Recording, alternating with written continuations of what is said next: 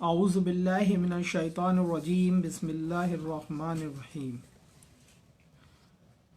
आज सूरह अल आला जो 87 नंबर की सूरत है उसको शुरू करना है। बिस्मिल्लाहिर रहमानिर रहीम। सब्बिहिस्म रब्बिकल आला। तस्बीह करो अपने रब के नाम की जो आला है, आला रब की, आला रब की यानी निज़ाम रबूबियत की, उसके नाम की, अपने रब के नाम की आला जो उसकी सिफत है, उसकी सबसे बड़ी सिफत कि वो रब्बुल आलमीन है।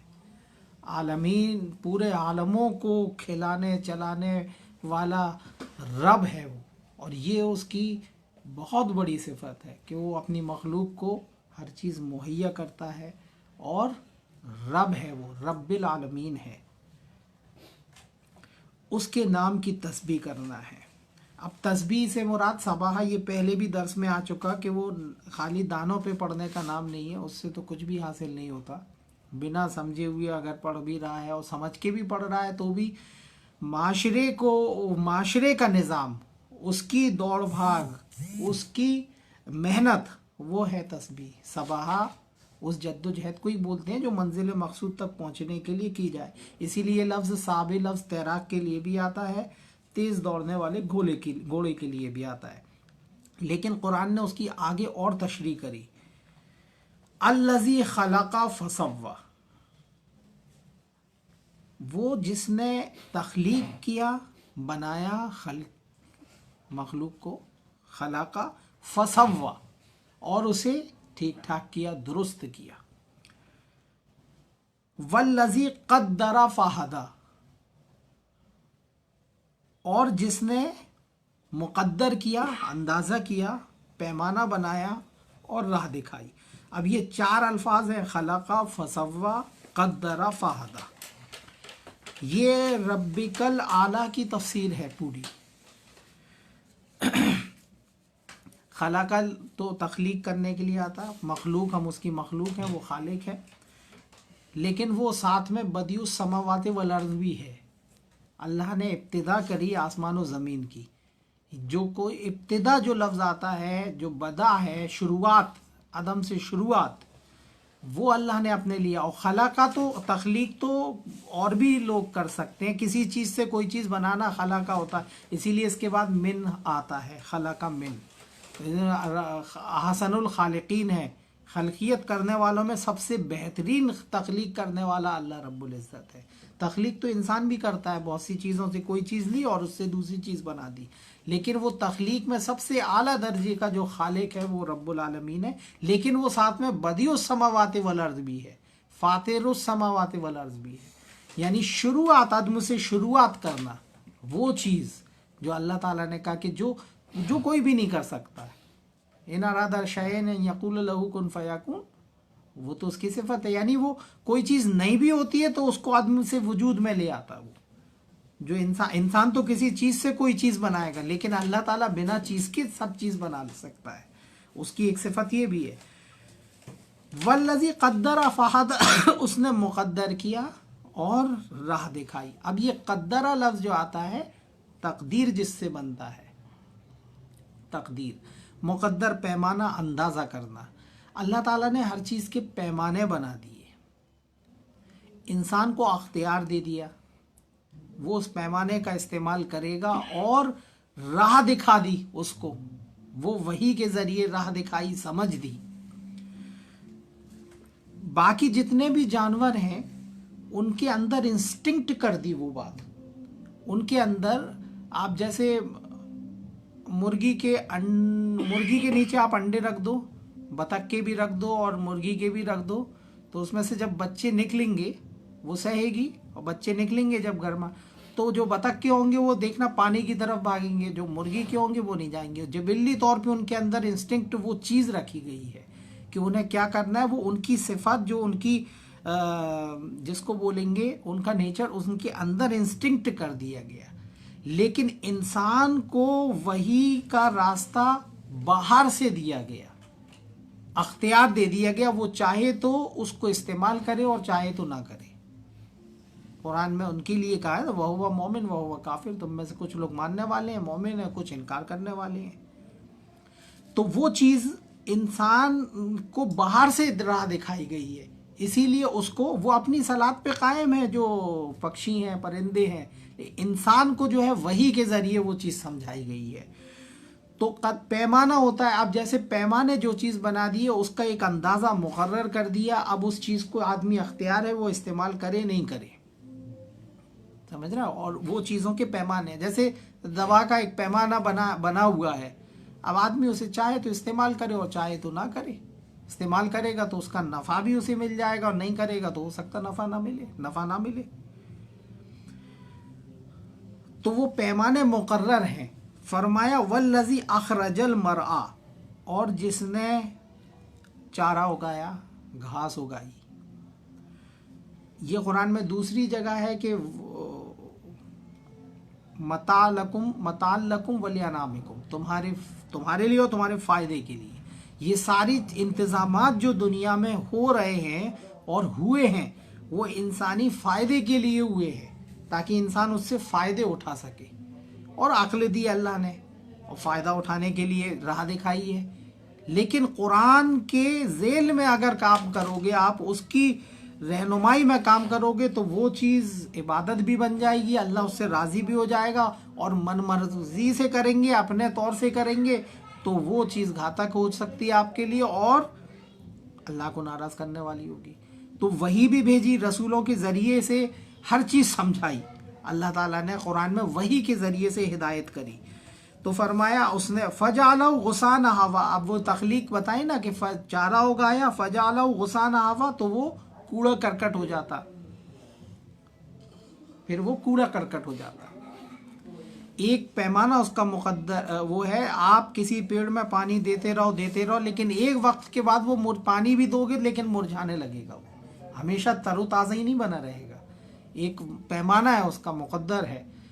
کوئی آدمی اچھی سے فٹ فاٹ رہے، بالکل فٹ فاٹ رہے، لیکن اس کا ایک پیمانہ مقدر ہے، وہ ڈیو میجرڈ ہے، مطلب وہ کوئی ٹائم میں تو اس کو موت آئے گی جب اس کا وقت لکھا ہوگا، چاہے وہ ہشٹ پشٹ ہوگا، ہیلدی ہوگا تو بھی مر جائے گا، بیمار ہوگا تو بھی مر جائے گا۔ سب بیماری سے تھوڑی مرتے، کوئی بنا بیماری کے بھی مر جاتے۔ تو ہر چیز کا ایک پیمانہ ایک مقدر کیا ہوا ہے، ایک اجل ہے اس کے پاس۔ تو وہ آہوا ہو جاتا، غصہ کوڑا کرکٹ کو بولتے ہیں، آہوا سڑی ہوئی چیز کو بولتے ہیں عربی میں۔ اگر جو ہے ویسے بھی سڑ جائے گی وہ، اور اگر نہیں دو گے تو ویسے بھی سڑی سڑائی رہے گی، وہ پانی دیتے رہو گے کچھ دن تازگی بنی رہے گی، لیکن ایک وقت میں اسے بھی ختم ہونا ہے، ہمیشہ تر و تازہ تھوڑی رہے گا کوئی چیز۔ تو ایک پیمانہ مقدر ہے ہر چیز کا۔ اب یہ جو وحی کی روشنی آئی ہے اس کے لیے اللہ تعالیٰ نے فرمایا سنقرئک فلا تنسى، ہم پڑھا دیں گے اور آپ اسے بھولو گے نہیں۔ پہلے تو یہ قرا لفظ بھی سمجھ لیں عربی سے، جو قرا قاف رے حمزہ جو آتا ہے قرا، یہ ظاہری طور پہ سب لوگ تو یہ جانتے ہیں کہ پڑھنے کے لیے آتا ہے، لیکن اس کا اگر آپ عربی سے میننگ لیں گے تو یہ لفظ اصل میں جمع کے لیے آتا ہے، جمع کرنے کے لیے، اور پڑھنے کے لیے اسی لیے استعمال ہونے لگا۔ جمع لفظ بھی عربی کا ہے، کوئی چیز کو اکٹھا کرنا، جمع کرنا آتا ہے قرا کا میننگ۔ پڑھنا اسی لیے آتا ہے کیونکہ اس میں آپ الفاظوں کو جمع کر لیتے ہو، لیٹرز کو جمع کر لیتے ہو، لفظوں کو جمع کر کے بولتے ہو، تو وہ پڑھنا میں بھی تو آپ جمع کر رہے ہو نا کوئی چیز، اسی لیے وہ پڑھنا بھی اس کا ایک میننگ ہو گیا۔ کیونکہ قرآن میں آپ سورہ بقرہ میں پڑھو گے تو قرو جو لفظ آیا ہے وہ مینسٹرل سائیکل پیریڈ کے لیے آیا ہے، عورتوں کے لیے۔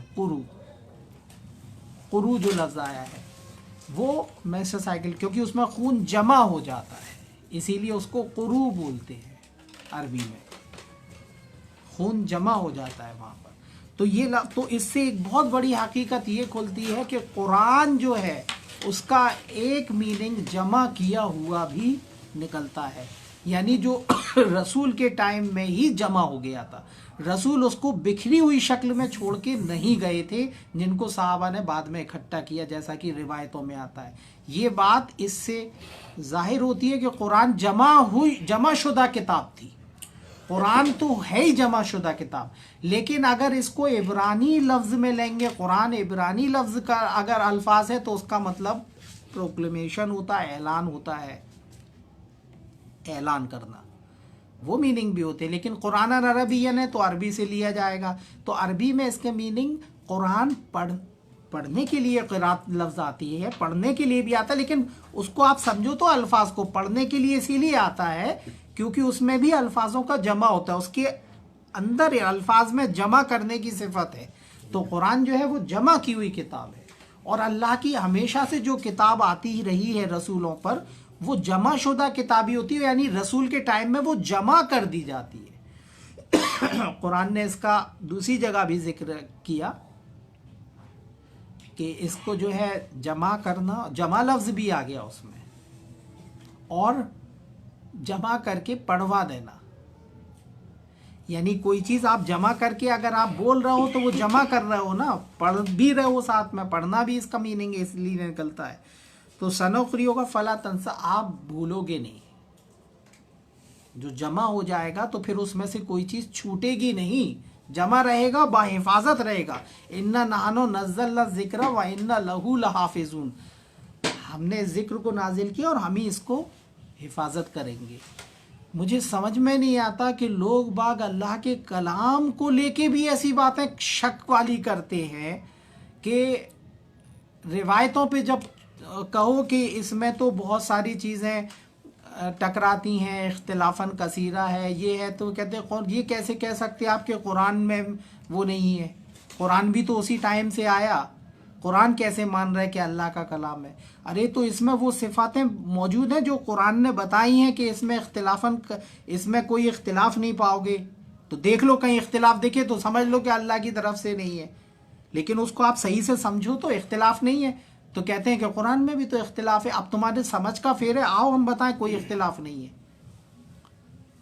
قرآن سمجھو گے غلط تو آگے ٹکراؤ گے نا، ایسے سمجھو کہ وہ آگے ٹکراؤ نہیں، کوئی آیت کسی آیت سے نہیں ٹکرائے، تو یہ اللہ کا کلام ہے، پھر اللہ نے اس کو حفاظت کرنے کا، اس میں سے کوئی آیت نہ کم ہوئی، نہ گھٹی، نہ بڑی۔ یہ الگ بات ہے کہ روایتوں کے ذریعے یہ بات سمجھائی گئی کہ کچھ پارے بکری کھا گئی، بکری کو ہم کھا گئے، کیسی؟ تو یہ روایتوں نے ذہن بنایا نا اللہ کے کلام کے لیے، اور وہ جو ہے بکھرے ہوئے تھے، پتوں پہ لکھ دیتے تھے، جبکہ قرآن یہ کہہ رہا ہے کہ پتوں پہ نہیں لکھا گیا، یہ تو وہ کتاب مستور فی رق منشور، پارچمنٹ پہ لکھا گیا، جو زیادہ ٹائم کے لیے لکھا جاتا تھا۔ پتے پہ تو بے احتیاطی کے طور پہ کون ہوگا ایسے پتے پہ لکھ دے گا؟ کوئی ہلکی ولکی چیز ہے کہ رسول اللہ فرما رہے ہیں، انہوں نے پتا پاس سے اٹھایا، اس پہ لکھ دیا اور پھر پتے کو وہیں ڈال دیا؟ ایسا تھوڑی ہوتا ہے۔ اللہ کے کلام کے بارے میں ایسے عقیدے رکھیں گے تو کیسے سمجھیں گے اللہ کا کلام؟ اور کوئی پہلا کلام تھوڑی ہے، آخری ہے اللہ کا، پہلی کتابوں میں بھی تو ہے، پہلی کتابوں میں ظاہر سی بات ہے کہ ان کے اگلے نبی آنے کا ذکر ہوتا تھا، جیسا کہ انجیل میں، قرآن میں ہے کہ انجیل میں ہم نے پیشین گوئی کری تھی کہ اگلے جو نبی آئیں گے احمد، اسمہ احمد، تو انہیں اگلے نبی آنے کا یقین رہتا تھا، تو اگر کتاب میں ملاوٹ بھی ہو جاتی تھی تو وہ ویٹ کرتے تھے کہ اگر کچھ گڑبڑ ہوگا تو اگلا جو نبی آ رہا وہ صحیح کر دے گا۔ تم قرآن میں اگر گڑبڑ سوچو گے تو اس میں تو اگلے نبی آنے کا ذکر ہی نہیں ہے، خاتم النبیین کہہ دیا، تو پھر تو ہدایت کا سامان ہی نہیں بچے گا کوئی بھی۔ یہ حفاظت کردہ ہے، اس کو کم سے کم آپ اتنا یقین تو مانو، اور نہیں مان رہے ہو تو آؤ پڑھ لو، سمجھ لو، اور بیٹھ کے بات کر لو کہ اس میں کتنے اختلاف ہیں، کہ اختلاف بالکل نہیں ہے۔ ہم یہ ثابت کر دیں گے کہ یہ اللہ ہی کا کلام ہے، اور جس طریقے سے یہ آپ تک آ گیا ہے اس سے ہی سمجھ میں آتا ہے، جس طریقے سے پوری دنیا میں بنا ہیر پھیر کے پڑھا جا رہا ہے، جس طریقے سے پوری دنیا میں اس کو لے کے کوئی اختلاف نہیں ہے، نہ اس میں کہیں یہ لکھا پہلے سے کہ کہیں پہلی لکھا ہو کہ ہم نے ان سے سنا، ان نے ان سے سنا، ان نے رسول اللہ سے سنا کہ انہوں نے فرمایا، کہ اللہ نے فرمایا الحمدللہ رب العالمین۔ کہیں لکھا ہے کسی آیت کے پہلے؟ کوئی سنی سنائی بات نہیں ہے، نازل کردہ ہے اور آپ تک پہنچا دی گئی۔ دیکھ لو اسی میں بیان کہا تھا، اللہ تعالیٰ نے کہا کہ اس کا جمع کرنا اور پڑھوا دینا اور پھر اس کو ڈیٹیل کرنا بھی ہمارے ذمہ ہے۔ ڈیٹیل ہے، آیتیں ہی ڈیٹیل ہیں اس کی۔ تو اس طرح کے عقیدے کے وہ کہتے کہ ایک تو یہ عقیدہ یہ دماغ میں ڈال دیا نا کہ رسول اللہ چھوڑ کے گئے بکھری ہوئی شکل میں، صحابہ نے جمع کیا بعد میں، جبکہ ان کی روایتیں اگر پڑھو، اگر روایتیں تو آپس میں روایتیں ٹکراتی۔ ایک روایت کہتی ہے کہ رسول اللہ نے آخری سال جبریل نے ان کو دورہ کرایا 2 بار قرآن کا ریویژن، تو کس شکل میں کرایا جب اکٹھا نہیں تھا؟ کون سی ترتیب سے کرایا؟ پھر دوسری طرف یہ کہتے ہیں کہ جامع القرآن عثمان ابن عفان، عثمان رضی اللہ عنہ نے جمع کیا۔ کتنا جھوٹ! پھر کیسے پڑھا گیا اتنے سال تک؟ رسول اللہ کے بعد جب جمع نہیں ہوا تھا، جمع ہو گیا تھا۔ اب صحیح سے یہ پڑھتے نہیں ہیں۔ قرآن میں ساری ترتیب دی، وحی کی شکل بھی دی۔ قرآن نے یہ فرمایا کہ پوچھتے ہیں روح، خیر وہ لمبا ٹاپک ہو جائے گا، روح کو بھی سمجھنا ہے قرآن سے۔ روح القدس کس کے لیے آیا ہے، روح الامین کس کے لیے آیا ہے، والروح ملائکہ سے الگ رکھا گیا ہے، ملائکۃ والروح۔ ہمیں کچھ الفاظ قرآن کے بہت باریکی سے سمجھنا پڑیں گے اور قرآن سے اس کو میچ کر کے پھر بتانا پڑیں گے، سمجھنا پڑیں گے۔ آؤ بیٹھیں، بات کریں، سمجھیں، سارے اختلافات دور ہو جائیں۔ لیکن قرآن پڑھنے کے لیے، سمجھنے کے لیے ہے ٹائم۔ آپ کو یہ تو معلوم ہے کہ ہسٹری میں کیا ہوا، ایک ایک چیز نام معلوم لوگوں کی، ان نے ایسا کیا، ان نے ایسا، ایک ایک لائن بترتیب پڑھی گئی باقاعدہ، تبھی تو معلوم ہے۔ قرآن میں بتائیں ابھی کہ سورہ کہف میں کیا مضمون ہے، سورہ نساء میں کیا مضمون ہے، چھوٹی چھوٹی آیتیں جو بعد میں ہیں صورتیں، اس میں کیا، اس میں زیرو ہے۔ تو خود بھی تو دیکھ لو نا کہ قرآن سے کتنے دور ہو۔ ایسا پڑھا جیسے ہسٹری کو رٹ رٹ کے پڑھا، سمجھ کے اسٹوریز معلوم ہے، قرآن کی آیتوں کو کبھی بیان کیا لوگوں میں؟ آتے ہی نہیں ہے، سمجھے ہی نہیں ہے۔ اللہ تعالیٰ کو صحیح بتائیں تو ایکسٹرا میں لیتے ہیں۔ یہ قرآن میں جو دوسری جگہ ہے نا، جیسی قدر شناسی کرنا چاہیے تھی ویسی انہوں نے نہیں کی۔ جیسے ٹیم میں ایک ایکسٹرا کھلاڑی ہوتا ہے نا، ایکسٹرا کھلاڑی 12ویں نمبر کا ہوتا، وہ کوئی جب مین کھلاڑی کوئی چوٹل ہو جائے تب اس کو لایا جاتا، تو جب یہ پھنستے ہیں کہیں تب یہ اللہ کا نام لیتے۔ ایکسٹرا میں رکھا ہے اللہ رب العزت کو، یا اپنے قسموں کی ڈھال بنانے کے لیے اس کا سہارا لیتے، یا کوئی بد جائے کہیں مسئلہ کوئی تو لیتے، باقی میں کوئی ضرورت نہیں ہے اللہ کا۔ وہ نام لیں گے، وہ ایکسٹرا کھلاڑی ہے، مطلب ایکسٹرا میں رکھا ہے اس کو۔ اسی طرح قرآن کو بھی ایکسٹرا میں رکھا۔ آپ جو ہے جب کوئی وہ ہو جائے گی تو قرآن خوانی کرا دیں گے، پھر اس کا تعویذ بنا لیں گے جب کوئی پھنسے گا میٹر۔ باقی دنیاوی قانون کے لیے تو ان کو اللہ کی کتاب ہی نہیں دکھتی، اس کے لیے دوسری کتابیں ان کی بزرگوں کی موجود ہیں، وہ ساری ڈیٹیل بتاتی ہیں کیسے کرنا ہے۔ اسی لیے اللہ کا کلام اس کے لیے کھولتی ہی نہیں ہے کبھی۔ یہ دقت ہے نا۔ تو ایمانداری سے سوچیں کہ ہم لوگوں نے ابھی تک قرآن کتنا سمجھ کے پڑھا۔ عربی سیکھی، چلو نہیں بھی سیکھی، ترجمہ پڑھ لو، ترجمہ پڑھ لو، اس پہ آیتوں پہ غور تو کر لو۔ ترجمہ بھی اگر لے کے بیٹھتا ہے کوئی انسان تو نیچے جو تفسیر ہے اس پہ غور کرے گا، آیت پہ کیوں غور نہیں کرے گا؟ جو ترجمے والی آیت ہے اس کے ترجمے پہ غور کرو تو سمجھے گا کہ اللہ تعالیٰ کیا فرما رہا ہے۔ سنقریو کا فلا تنسا الا ماشاء اللہ، مگر سوائے جو اللہ چاہے۔ اب یہ ماشاء اللہ کو بھی تھوڑا سا ڈیفائن کر دیں ہم، کیونکہ اس میں سے وہ یہ چیزیں نکال دیتے، دیکھو اللہ نے کہا کہ ماشاء اللہ، اگر اللہ چاہے، سوائے اس کے کہ جو اللہ چاہے، تو اللہ نے چاہا تو کچھ بھول گیا قرآن، کچھ رہ گیا، کچھ پارے بکری کھا گئی، یہیں سے نکالتے ہیں۔ لیکن پورے قرآن سے اگر ان کی بات ٹٹولی جائے گی تو وہ کٹ ہو جائے گی۔ آپ یہ سمجھو کہ اللہ کی مشیت جو ہوتی ہے، آپ جہاں لفظ آئے الا ماشاء اللہ تو مشیت کی بات ہو رہی نا، جو اللہ چاہتا ہے۔ تو اللہ تعالیٰ کیا چاہتا ہے یہ دیکھنا پڑے گا کہ اللہ تعالیٰ چاہ کیا رہا۔ یہ پیچھے قرآن میں دیکھو نا کہ چاہ کیا رہا۔ اللہ تو اس کی حفاظت چاہ رہا، اس نے کہہ بھی دیا حفاظت کریں گے، تو وہ بلانے کی تو کوئی بات ہی نہیں کرے گا نا۔ اگر ہم کوئی آیت کو بھلا دیتے ہیں یا منسوخ کر دیتے ہیں تو اس سے بہتر یا اس جیسی لاتے ہیں، وہ اس کلام کے بارے میں نہیں ہے، وہ ان کتابوں کے بارے میں ہے جن کو مسخ کر دیا گیا، جن میں ملاوٹ کر دی گئی، اور ان کی حفاظت کا ذمہ بھی نہیں تھا، کیونکہ رسول آنے کی اس میں بشارت تھی۔ دوسرا، اگر حفاظت کا ذمہ ہوتا تو دوسرے نبی آنے کا مقصد ہی نہیں ہوتا۔ نبی کیوں آئے گا پھر؟ جب کتاب نبی تو کتاب دے کے ہی جاتا نا، نبی اور رسول تو کتاب دے کے جاتا ہے نا امت کو، اس پہ امت چلتی ہے۔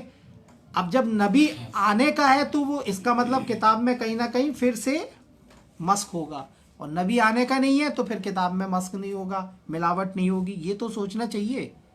اب اس میں نبی آنے کا ذکر نہیں ہے، خاتم النبیین کہہ دیا، آخری نبی ہے، رسول ہے محمد صلی اللہ علیہ وسلم۔ تو نبی تو جو آتا ہے وہ اللہ کی بات لے کے ہی آتا ہے نا، اللہ کی بات حفاظت کرتا ہے قیامت تک کے لیے، تو اب نبی کی ضرورت بھی نہیں ہے۔ ویسے بھی قرآن کی ہر آیت کو دوسری آیتوں سے بھی سمجھنا چاہیے۔ پہلے تو گنتی کے لوگ سمجھنے کی کوشش کر رہے ہیں، لیکن سمجھنے کی جو بھی کوشش کرے وہ اس طرح سمجھے کہ باقی قرآن میں بھی اس سے ریلیٹڈ اللہ نے فرمایا کہ ہم نے آیتیں پھیر پھیر کے بیان کرتے ہیں تاکہ یہ سمجھیں۔ پھیر پھیر کے جو بیان اس سے بات سمجھ میں آتی ہے، ایک جگہ نہیں آ رہی آگے سمجھو، ایک جگہ آپ نے وہ کر لیا اور بنا لیا اور آگے ٹکرا رہا ہے، پھر کہہ رہا ہے قرآن میں اختلاف ہے، قرآن میں اختلاف ہے۔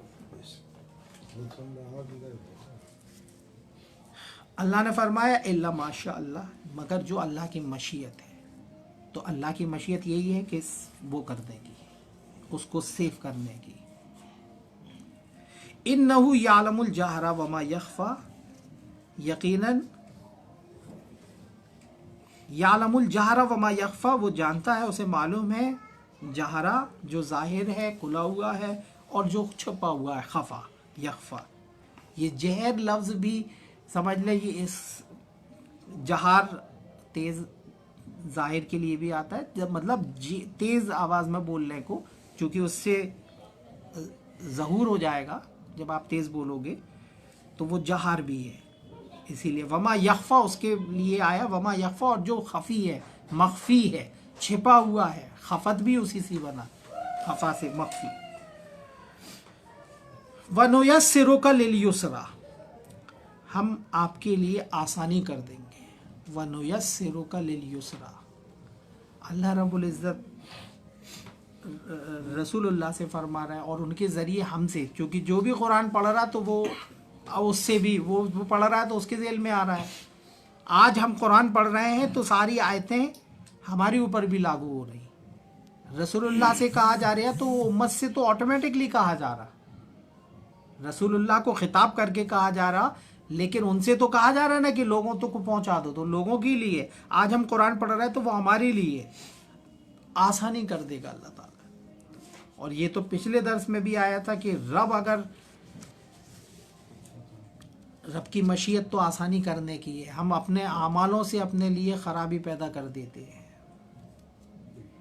بہت سے قرآن نے کہا ہے نا کہ بہت جو پریشانی آتی ہے تمہارے اوپر، وہ تمہارے بہت سے اعمالوں کی سزا ہے، کرتوتوں کی۔ تو اسی لیے وحی کی روشنی میں آج جو امت پریشان ہے وہ اس وجہ سے کہ وہ اپنی سمجھ سے قرآن کو سائیڈ میں رکھ کے اپنی سمجھ سے کام کر رہے ہیں۔ اگر قرآن بیچ میں آ جائے، کوئی آدمی اگر بول رہا ہے قرآن سے دلیل دے رہا ہے تو اس کو کہہ رہا ہے کہ نہیں یہ گمراہ کر رہا ہے۔ ارے دلیل تو وہ قرآن کی دے رہا، اور تم جن باتوں کی دلیل دے رہے ہو وہ قرآن کی دلیل نہیں ہے، وہ دوسری کتابوں کی ہے۔ قرآن سے دلیل دو تو آؤ بیٹھ کے بات کرو، لیکن وہ دلیل قرآن کے علاوہ اور کتابوں کی بھی تو مانتے ہیں۔ دیکھو اللہ تعالیٰ کس قدر قرآن میں ہر چیز کھول کے بیان کر رہا، اس کو سمجھیں، اور اللہ کی طرف سے جو ہدایت ملتی ہے اس کو لیں، وہ جب ہی ملے گی جب قرآن، یہ ایسی ٹیبلٹ ہے اس کو کھائے بنا آپ کو وہ چیز نہیں مل پائے گی۔ کسی کے پیچھے چلنے کو تو منع ہی کر دیا، بھلے ہی وہ قرآن کی بات کہہ رہا ہے، لیکن سمجھ کے آپ کو اپنی عقل سے فیصلہ کرنا پڑے گا۔ آپ کو یہ عقیدہ نہیں بنانا پڑے گا کہ یہ صاحب بہت اچھی بات کہتے ہیں اور یہ بالکل ٹھیک ہیں، انہی کے پیچھے آنکھیں میچ کے چل رہے ہیں۔ یہ عقیدہ ہی اپنے آپ میں گڑبڑ ہے۔ کسی کی بھی بات سننا ہے اپنی عقل سے فیصلہ کرنا، قرآن سے دلیل دیکھنا، اسی لیے اس میں آپ کو خود جٹنا پڑے گا. اسی لیے تو علم کی بہت قدر ہوتی ہے. انما یخش اللہ من عبادہ العلماء، اللہ سے تو وہی ڈرتے ہیں جو علم والے ہیں. جاہل آدمی تھوڑی ڈرتا، اس کو کیا علم. علم آدمی محنت سے حاصل کرتا ہے. پیسہ تو حرام کا بھی آ جاتا، گفٹی کی دے جائے کوئی، وہ تو بنا محنت کے بھی آ سکتا. علم بنا محنت کے نہیں آئے گا. اسی لیے علم کی قدر ہوتی ہے، پیسے کی قدر نہیں ہوتی. پیسے ضروری نہیں ہے کہ پیسہ تو آدمی کے پاس، پیسہ کچھ نہیں ہے، پیسے پر نہ بھاگیں، علم حاصل کرنے پر دھیان دیں. زیادہ تر وقت بچوں کو بھی علم والا، نالج والا بنانے کی کوشش کریں. پیسہ تو پھر آتا رہتا، جاتا بھی رہتا، ہاتھ کا میل ہے. اس کو پریفر نہ کریں. اپنا وقت اس میں نہیں، وقت اس میں بھی لگائیں، جو روزی ہے، کمانا ہے، وہ بھی کرنا ہے، کیونکہ اخراجات ہیں. آپ کو کسی کے سامنے ہاتھ نہیں پھیلانا ہے، تزکیہ کرنا ہے، لیکن اسی کو پریفر نہ کرنا ہے. علم، اور وہ بھی چوٹی کا علم، قرآن کا علم، اس کے لیے وقت تو ہو ہی آدھا پون گھنٹہ. آج سے نکال لیں آدھا پون گھنٹہ، جتنا بھی نے بتایا نا کہ قرآن میں کہہ دیا انما یخش اللہ من عبادہ العلماء، اللہ سے تو اس کے بندوں میں سے صرف وہی ڈرتے ہیں جو علم والے ہیں. اب یہ الگ بات ہے کہ روایتوں کے ذریعے انہوں نے ٹھوس دیا کہ ابلیس کو بہت علم تھا. یہ جاہلوں نے ایک سوچ بنائی ہے کہ علم حاصل کرنے سے نقصان ہوتا. یہ سوچ بنانے کے لیے انہوں نے یہ روایتوں سے اور اس طرح سے دماغ میں بھرا کہ دیکھا جو زیادہ علم حاصل کرتا گمراہ ہو جاتا، جیسے شیطان ہو گیا تھا ابلیس، کیونکہ وہ فرشتوں کو پڑھاتا تھا، بہت علم والا تھا. اور قرآن کی وہ آیت بھول گئے، وَعَلَّمَ آدَمَ كُلُّ أَسْمَاءَ، اللہ نے آدم کو علم دیا تھا. اللہ رب العزت تو کہہ رہا ہم نے آدم کو علم دیا تھا، اور تم اپنی باتوں سے کہہ رہے ہو کہ ابلیس کو علم تھا. تو کون کی رب کی بات مانے قرآن کی، کہ تمہاری بات مانے؟ اور تمہاری بات سے فساد کتنا ہو رہا، ہر آدمی علم کی طرف جانے سے گھبراتا ہے پھر آدمی، کیونکہ یہ روایت بنے او بھیا زیادہ علم حاصل کرو گے تو گمراہ ہو جاؤ گے. کوئی نہیں ہوتا گمراہ، علم سے ہدایت ہی ملتی ہے، جہالت سے گمراہی رہتی ہے. تو وہ یہ سوچتے ہیں ان روایت سے یہ عقیدہ بیٹھ گیا کہ جاہل بنے رہو اور ہدایت پہ رہو گے، اور جیسے ہی تم نے علم حاصل کرنے کی کوشش کری گمراہ ہو جاؤ گے، کیونکہ یہ بنا دیا ایسا کانسیپٹ. تو فرمایا ہم آسانی کر دیں گے آپ کے لیے. چلیے اس کے بعد ایک مضمون اور بھی شروع ہو رہا، اور چونکہ وقت لیٹ شروع ہوا تھا اس بار، تو اس کو یہی رہتے ہیں 8 آیتوں تک. اگلی بار انشاءاللہ 9ویں آیت سے شروع کریں گے. اس ویڈیو کو، اس درس قرآن کو زیادہ سے زیادہ لوگوں میں پہنچائیں، اور التجا ہے، یہ ریکویسٹ ہے کہ قرآن ترجمہ، اگر عربی نہیں آتی ویسے عربی سیکھنے کی کوشش کریں، نہیں تو قرآن کا ترجمہ لے کے بیٹھیں اور اپنی عقل سے اس کو سمجھ کے پڑھیں اور دوسروں تک پہنچائیں. وآخر دعوانا الحمدللہ رب العالمین.